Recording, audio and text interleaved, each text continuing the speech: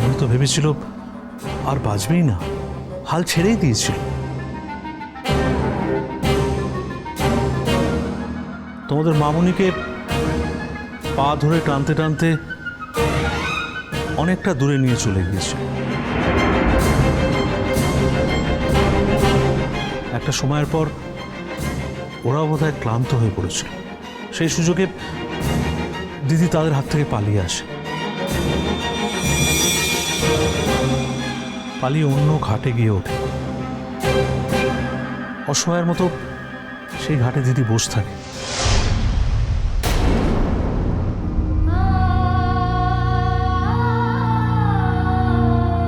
কিছু লোক দিদিকে দেখে দয়া করে দিদির কাছে আসে, এসে তাদের ফোন থেকে বলে, আপনি বাড়িতে ফোন করুন।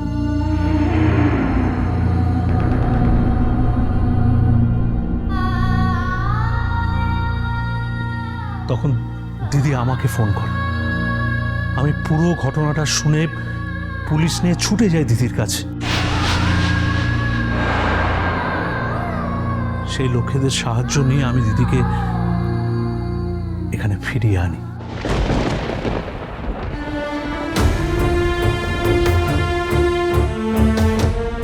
আমার কর্তব্য এখানেই শেষ।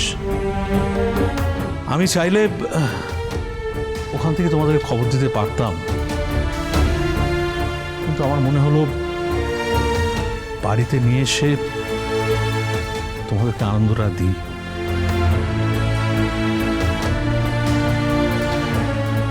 আমি জানি তোমরা তো খুব ব্যস্ত ছিলে দিদিকে পাওয়া যাচ্ছে না বলে, কিন্তু দিদি নিজের বলতে তো দিদিকে কেউ সেভাবে খোঁজ খবর করে না।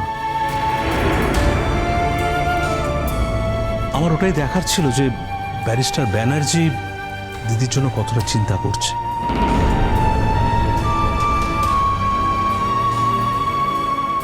আমার যা দেখার ছিল সেটা আমি দেখে নিয়েছি। দিদি, তুমি এই খেলায় জিতে গেছো, তুমি হারোনি, এবং তোমাকে কেউ হারাতেও পারবে না।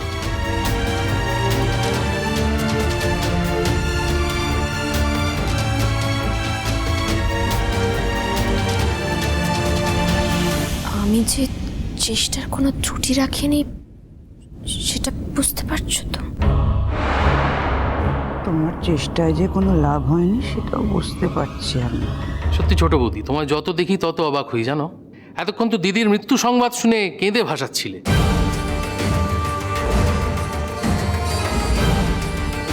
যেই দিদি ফিরে এসেছে অমনি শাইনির সঙ্গে কানে কানে কি গুজুর গুজুর ফুসুর ফুসুর করছো বলো তো?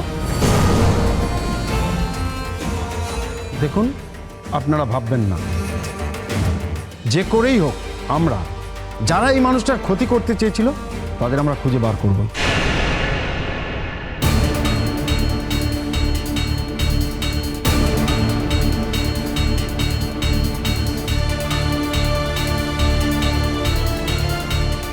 আমার মনে হয় এটা প্রি প্ল্যান, মানে পূর্ব পরিকল্পিত।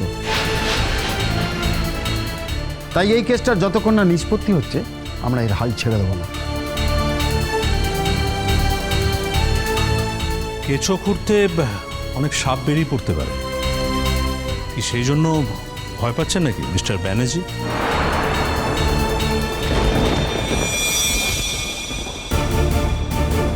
আপনার এখন সময় এসছে অগ্নি পরীক্ষা দেওয়ার। কি বলছেন, কেসটা নিয়ে মুভ করব না করব না? না, করবো না কেন? মানে আমার বক্তব্য হচ্ছে, আমার মামনিকে যারা মেরে ফেলার চেষ্টা করেছিল, আপনি ভাবলেন কি করে তাদের বিচার হবে না?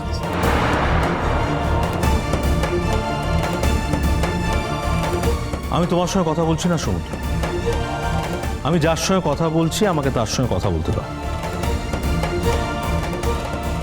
যে কোনো মূল্যে এই সত্যিটা আমি জানতে চাই।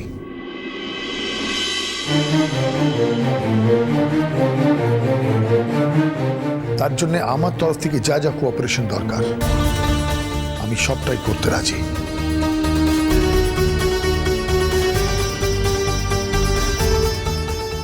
মেরে ফেলতে চাইবে সেটাই তো আমি বুঝতে পারছি না। ওকে মেরে কার কি লাভ?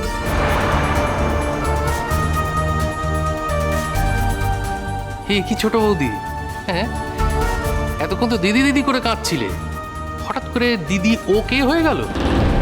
এত তাড়াতাড়ি পাল্টি খেও না, আমি নিতে পারি না জানো তো।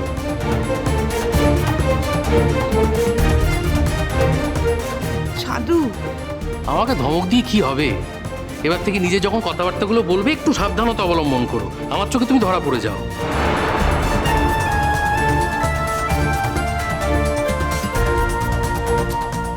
হ্যালো ছুটকি, এই পুজো গন্ডার দিনে বিসর্জনের আগেই আমাকে বিসর্জন দিতে চেয়েছিলি নাকি লো? হুম,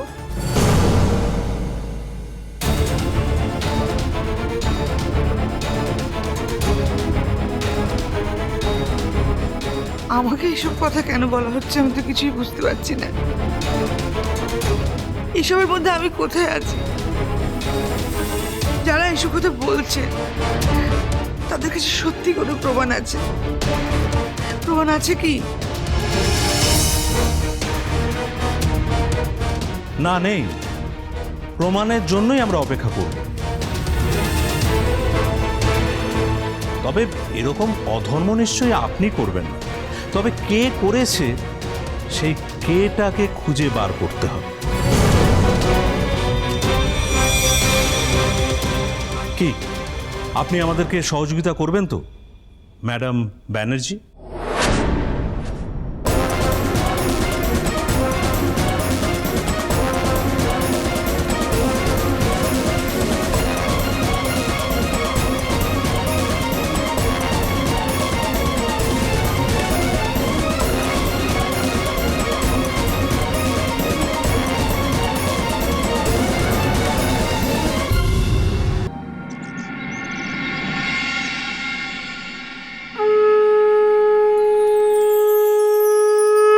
নম বিষ্ণু, নম বিষ্ণু, নম বিষ্ণু, নম অপবিত্র পবিত্র বা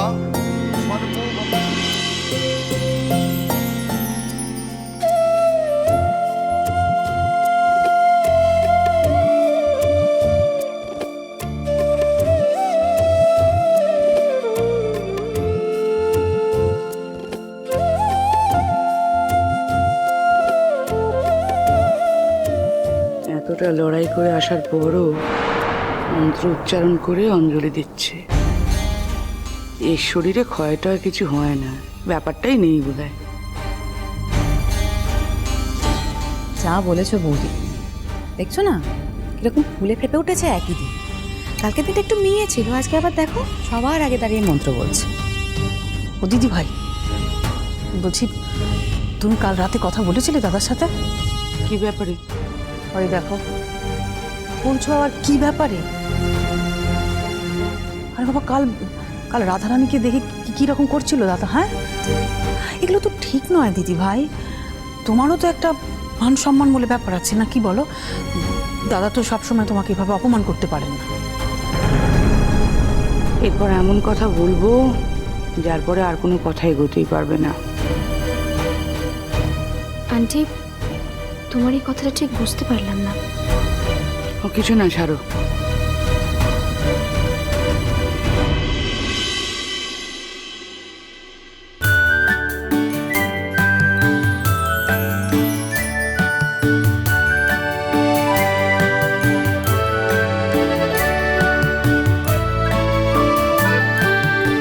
কি ব্যাপার বলো তো ছোট বৌদি? ঠাকুরমশাই তো ওখানে মন্ত্র পড়ছেন, তোমরা কি নিজেদের স্বরচিত মন্ত্র পড়ে অঞ্জলি দিচ্ছ নাকি? আজকে পুজোর দিন অঞ্জলি দিচ্ছ, তাতেও তোমাদের কুটকচালি বন্ধ হচ্ছে না? না, অদ্ভুত ব্যাপার।